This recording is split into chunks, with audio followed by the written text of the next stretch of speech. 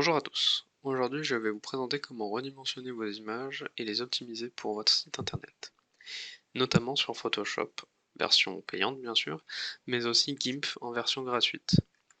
Tout d'abord, sur Photoshop, vous allez sur Fichier, Ouvrir, en haut à gauche bien sûr, sélectionnez votre photo. Donc ici, j'ai pris une photo d'hiver. Et à gauche, vous avez l'outil, ici le 2, 4, 5e en partant du haut, c'est l'outil recadrage.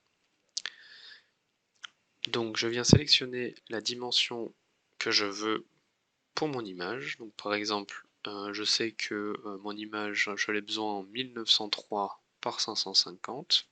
Je sélectionne les chiffres, je recadre en fonction de s'il y a besoin ou pas, et je fais entrer. Ici, votre image est redimensionnée dans un premier temps. Mais pour l'optimiser pour le web, il faut faire Fichier, Exportation et Enregistrer pour le web. Ici, une nouvelle fenêtre s'affiche, et vous voyez que la taille de l'image n'est pas 1903 mais 5888. Donc je viens ressaisir mon 1903 et automatiquement j'ai la hauteur qui se met. Je fais entrer et l'image se redimensionne. Plusieurs infos à prendre en compte dans ce panel de photos. En bas à gauche, ici, en dessous de JPEG, vous avez le poids de l'image. En haut à droite, vous avez la qualité de l'image. C'est de 0 à 100. Plus elle sera haute en qualité, plus votre image sera lourde. A l'inverse, si vous êtes à 0, l'image sera pas forcément jolie, mais le poids sera optimisé. Pour vos images sur votre site internet, nous préconisons pour l'image tout en haut de votre site, donc l'image qui sera la plus grande, celle qu'on appelle mise en avant, on préconise un poids maximal de 300 kilo-octets. Pour les photos qui sont dans le corps de la page, donc pour illustrer votre page interne, il ne faudra pas dépasser 120 kilo-octets. Donc ici, par exemple, j'ai fait du 1903 par 550, je sais que ça va être la photo la plus grande de ma page, donc celle qui sera tout en haut.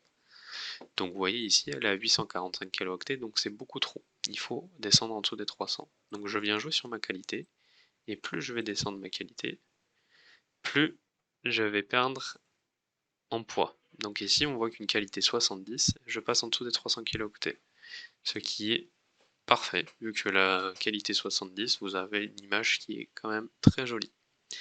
Une fois que vous avez ces deux paramètres de bien configurés, vous pouvez faire enregistrer et enregistrer l'image sur votre ordinateur. Pour le nom de l'image, je vous conseille de mettre des mots-clés liés à la page. C'est-à-dire que par exemple, si vous avez une page ici, on va prendre l'exemple des stations de ski, vu qu'on est en hiver, on va mettre camping, station de ski, Savoie, vu que le camping est en Savoie. Donc là, j'ai mes mots-clés dans mon titre, tous séparés par un trait d'union, donc le trait du numéro 6 sur le clavier, et j'enregistre mon image. Mon image est redimensionnée et optimisée pour le site internet. Maintenant, je vais vous montrer la même manipulation, mais sur GIMP, logiciel gratuit, qui va vous permettre de faire la même chose. Donc, tout comme Photoshop, vous allez faire Fichier, Ouvrir, et choisir l'image sur votre site. Sur votre ordinateur, pardon. Donc ici, je prends mon image, et je fais Ouvrir. Ici, vous voyez, sur le 2, 4, 5e aussi, outil en partant de la gauche, vous avez l'outil redimensionnement. Attention à ce que toutes les cases ici soient décochées, hormis celle-ci, fixée et proportion.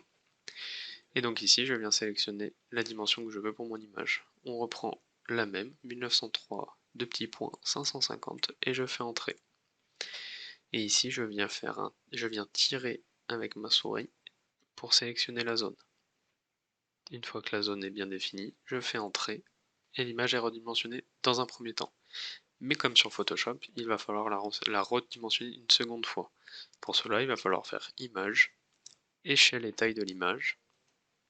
Et ici, je viens choisir 1903 et je fais entrer. Et vous voyez que quand je fais entrer, la hauteur se met automatiquement à 550. Une fois que ces deux champs sont renseignés, je fais mise à l'échelle. Et ici, l'image se réduit et elle est à la bonne taille. Enfin, pour l'exportation, je vais faire Fichier en haut à gauche, Exporter sous. Ici, je choisis le nom de mon image en haut. Donc ici, on reprend Camping Station Ski Savoie. Hop. Et je fais exporter. Ici, on voit qu'il me dit que le fichier existe déjà vu qu'on l'a fait sur Photoshop il y a un instant, donc je vais le remplacer. Et ici, vous avez une nouvelle fenêtre marquée exporter l'image en JPEG. Et c'est la même chose que sur Photoshop, il faut que je joue sur la qualité pour avoir un poids convenable pour ma page. Et ici, pour afficher la taille du fichier, il faut faire afficher l'aperçu dans la fenêtre d'image. Vous voyez qu'ici, la taille du fichier est à 297 kilo-octets, donc c'est bon pour le poids de l'image. On a une qualité de 90, c'est limite un peu trop, parce que si on peut garder une bonne qualité, mais en ayant une image un peu moins grosse en termes de poids, c'est beaucoup mieux. Donc ici, je vais essayer de venir sur 80. 80, je suis à 200 kilo-octets, c'est parfait. Je fais exporter, et là, je viens d'exporter mon image. Ensuite, si je veux la mettre à jour sur mon site internet, je me connecte au back-office, donc je me mets en haut, après votre nom de site, je tape /login, et ici, je renseigne les informations qu'on vous aura données lors de la mise en ligne de votre nouveau site internet pour vous connecter. Je me connecte, et ici je viens dans Médias, à gauche dans le menu, je fais Ajouter, sélectionner des fichiers, et je viens sélectionner ici mon image que je viens de redimensionner. Je la sélectionne, je fais Ouvrir. Ici, elle est en cours de traitement, et vous voyez que c'est bon. Et quand je vais dans la médiathèque, je vais pouvoir la retrouver en première position ici. À savoir que ici vous avez le titre qui a été généré automatiquement, mais qu'il faut aussi générer le texte alternatif. Ce qui est bien de faire, c'est de copier le titre, mais de remplacer les tirets par des espaces. Voilà, vous venez de mettre sur votre serveur, donc sur votre site internet, votre nouvelle image. Je vous laisse regarder la vidéo de modification de page ou de création de page pour savoir comment la mettre en place sur une page ou sur un article.